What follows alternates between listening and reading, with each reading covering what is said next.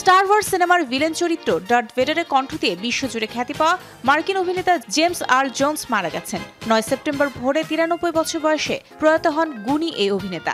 7 দশকেরও বেশি সময়ের ক্যারিয়ারে তার উল্লেখযোগ্য কাজের মধ্যে আছে field of dreams, coming to America, Conan the barbarian, the lion king সহ বেশ কিছু সিনেমা।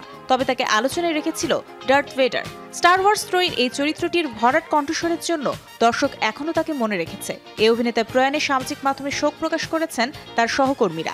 2 বার এমি পুরস্কার জিতেছেন জোন্স, 1 বার করে পেয়েছেন গ্র্যামি ও গোল্ডেন গ্লোব। 2011 সালে তাকে একাডেমি কর্তৃপক্ষ সম্মানজনক অস্কার প্রদান করে। সিডনি পয়েটিয়ারের পর অস্কার মনোনয়ন পাওয়া দ্বিতীয় কৃষ্ণাঙ্গ জোন্স।